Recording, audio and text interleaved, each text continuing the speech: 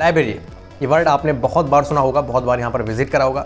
लगभग ऑलमोस्ट जो तैयारी करते हैं बच्चे कॉम्पिटिटिव एग्जाम की, वो एक ना एक बार लाइब्रेरी विजिट जरूर करते हैं, यानी कि लाइब्रेरी में पढ़ने जरूर जाते हैं। आसान बात है। लाइब्रेरी का नाम सुन के आपके माइंड में एक टेबल, एक चेयर, एक इंटरनेट, एक एसी, एक लाइट्स, मतलब ये सब चीज़ें नज़र आती हैं और कुछ एक पढ़ाई का एनवायरनमेंट, ये चीज़ें आपको ज़रूर देखने को आपके माइंड में उठने लगती होंगी।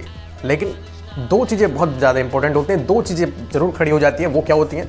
टाइम का फुल वेस्टेज, यानी कि लाइब्रेरी में दो चीज़ें होती हैं। एक तो टाइम का पूरा वेस्टेज, यानी कि पूरी तरीके से सत्यानाश कर देना समय का, अपने समय का वहाँ जाकर, और दूसरा होता है टाइम का इफेक्टिव, यानी कि शानदार उपयोग, अपने समय का एक शानदार उपयोग वहाँ जाकर करना। तो दोनों चीज़ों पे बात करने वाले हैं कि किस तरीके से हम लाइब्रेरी में जाकर अपने टाइम का पूरी तरीके से वेस्टेज कर देते हैं, और कुछ ऐसे होते हैं जो टाइम का पूरी तरीके से प्रोडक्टिव और इफेक्टिव यूज़ करते हैं। ठीक है, तो उस चीज़ पर हम बात करने, हम टाइम के फुल वेस्टेज की बात करें तो ये देखिए आप, कैसे हम अनजाने में, संयोग से या फिर अपने खुद के डिसीजन से लाइब्रेरी में जाने में टाइम के पूरी तरीके से बेकार कर देते हैं अपने समय को। पर एक होता है सेल्फ टाइम वेस्टेज, यानी कि खुद टाइम का वेस्टेज करना अपने मन से, जानते हुए कि टाइम का वेस्टेज हो रहा है फिर भी टाइम के वेस्टेज करना।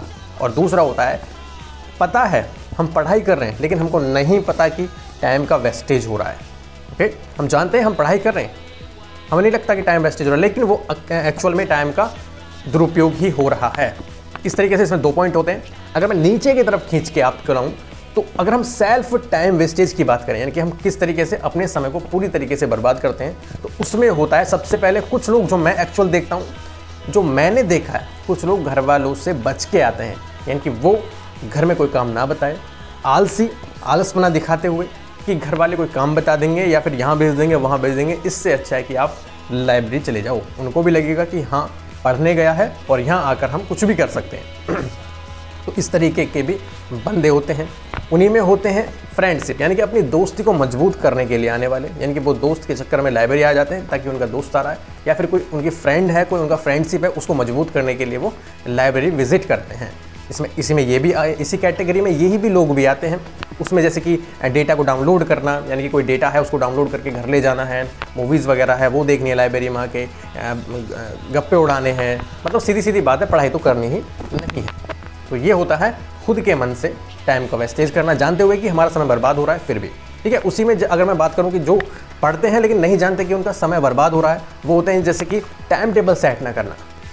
कुछ लोग होते हैं कि बिगर टाइम टेबल सेट करे टेबल चेयर पर बैठ जाते हैं, जबकि आपको पता है जो लाइब्रेरी है वो एक ऐसा स्थान है जो आपको शहर के बच्चे हों या फिर आप गाँव में हों, वहाँ से कोई जो है असमानता पैदा नहीं करता बिल्कुल भी, क्योंकि वही एनवायरनमेंट आपको लाइब्रेरी में मिल रहा है, वही एनवायरनमेंट आपको शहर में जाके मिलेगा। ठीक है, तो ये बड़ी बात होती है टाइम का टेबल ना सेट करना, टाइम टेबल नहीं सेट करना। वो टाइम टेबल नहीं सेट करते, आते हैं लाइब्रेरी से भैया और पढ़ने लग जाते हैं, कुछ भी रैंडमली बुक उठा लेते हैं, यानी कि 2 दिन ये सब्जेक्ट उठा लिया, फिर उसी टाइम पे 2 दिन और सब्जेक्ट उठा लिया, और अगले दिन 2-3 दिन नेक्स्ट जो सब्जेक्ट होता है वो उठा लिया। मतलब वो उनको पता नहीं है कि मुझे करना क्या है, लेकिन सिर्फ पढ़ना है लाइब्रेरी में जाके। ठीक है, ऐसी गोल सेट नहीं करते।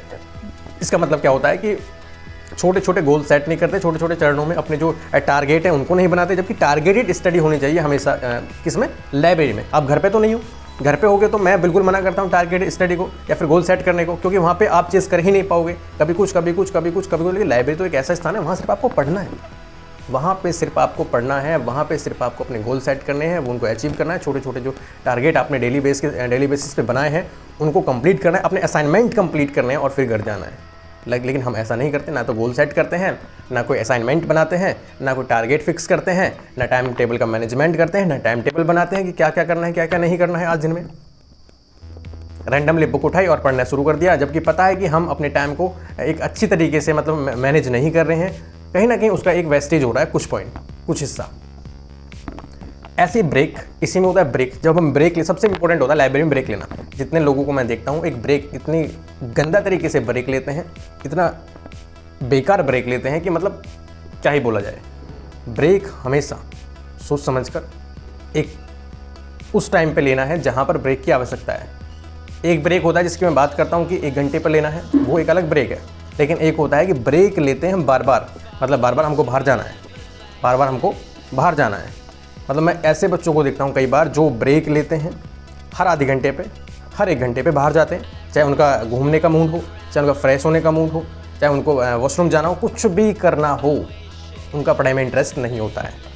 मैं फिर कहता हूँ, जब हम थोड़ा बहुत पढ़ के बाहर चले जाते हैं, ब्रेक ले लेने लगते हैं, घूमने लगते हैं, देखने लगते हैं सड़कों पर क्या हो रहा है, तो एक ओवरलैप होता है। जो हम पढ़ के गए हैं उसकी लेयर नीचे दब जाती है, और जो बाहर हम इंटरेस्टेड चीज़ें देख रहे हैं उसकी लेयर ऊपर आ जाती है, और जो पढ़ा हुआ है हम उसको भूल जाते हैं। ये होता है, इसको बोलते हैं पढ़ तो रहे हैं लेकिन टाइम का वेस्टेज कर रहे हैं। ब्रेक देख रहे हो ना, ब्रेक आगे लेके चलो, तो कुछ लोग कहेंगे, कुछ बच्चे कहते हैं कि मतलब हमको ना बार बार इतना लंबा बैठने की आदत नहीं है, हम ना मूड को फ्रेश करने बाहर आए हैं। एक्चुअली में मूड फ्रेश करने नहीं आते, वो जो उन्होंने पढ़ा है उसको भूलते हुए, और जो पढ़ने वाले उसको भूलने की रणनीति बनाते हुए उसको लेके बाहर आते हैं। ब्रेक का मतलब होता है आप ब्रेक में जाएं बाहर, आप लंच में जा सकते हैं बाहर, क्योंकि आपके पास इतनी कैपेसिटी होनी चाहिए, पकड़, इतनी होल्डिंग कैपेसिटी होनी चाहिए अपने माइंड को कि आप बाहर की तरफ उसको ना लेके जाएं। मन तो आपका बाहर है, आप बैठे अंदर हो, पढ़ाई कर रहे हो लेकिन पढ़ाई हो नहीं रही है, बार बार बाहर जाने की कोशिश कर रहे हो, बार बार बाहर मन हो रहा है, तो मतलब ये कहीं ना कहीं टाइम का वेस्टेज ही है। इससे बचना है, और इन सब चीज़ों को इधर लाते हुए, जिसको हम कहते हैं टाइम का इफेक्टिव यूज़, टाइम का एक अच्छा शानदार उपयोग कैसे करें, प्रयोग कैसे करें, तो वो यही है। इन सब चीज़ों से हमको बचना है जो हमने बताई हैं टाइम के वेस्टेज में। इसका पॉजिटिव हो जाएगा टाइम का इफेक्टिव यूज़, जिसमें से आपको टाइम टेबल सेट करना है। ओके, बुक्स रैंडमली नहीं उठानी है, उनको अच्छी तरीके से क्या चीज़ें पढ़नी है क्या नहीं पढ़नी है, एक सेट करना है टाइम टेबल दिन में, वहाँ पर जाके और कर सकते हो आप। वो होता है इफेक्टिव यूज़। उसी में गोल सेट करने हैं, डेली बेसिस पे छोटे छोटे चरणों में टारगेट बनाने हैं, उनको तैयार करना है, उनके बेसिस पे आपको पढ़ाई करनी है। नंबर 1 अगर मैं इसी में लेके चलूँ तो प्राइमरी जो मोटो होगा आपका, जो प्राइमरी मोटो है लाइब्रेरी आने का, वो सिर्फ आपका पढ़ाई ही होना चाहिए, वो सिर्फ आपका स्टडी ही होना चाहिए, इससे ज़्यादा कुछ नहीं। प्राइमरी मोटो, प्राइमरी फोकस स्टडी, सिर्फ और सिर्फ स्टडी, ठीक है। ब्रेक की बात करूं तो कोशिश करें कि लंच में जाएं, बार बार ना जाएं, लंच में जाएं, लंच में ब्रेक करें, और जो आपको सारे काम करने हैं, फ्रेश होना है, वॉशरूम जाना है, बाहर घूमना है, थोड़ा बहुत इधर उधर जाना है, तो वो आप लंच में कर सकते हैं। इससे पहले नहीं, कोशिश करें कि इससे पहले ना हो, ठीक है। बार बार बिना किसी कारण के बाहर नहीं जाना है, इसी में होता है वो, मतलब बचें थोड़ा सा इससे, तो ये हो जाएगा आपका टाइम का इफेक्टिव यूज़। प्राइमरी मोटो सिर्फ और सिर्फ स्टडी, और वो भी टाइम टेबल, छोटे छोटे असाइनमेंट, गोल सेट, ये सारी चीज़ें आ जाती हैं। ओके, कैसे नहीं 100% वर्क करता है, यानी कि आप टाइम के फुल वेस्टेज से एकदम सीधे घूमते हुए टाइम के इफेक्टिव यूज़ की तरफ आगे बढ़ेंगे, और जो आप पढ़ रहे हैं उसकी प्रोडक्टिविटी आप देखोगे किस तरीके से इंक्रीज़ हो रही है।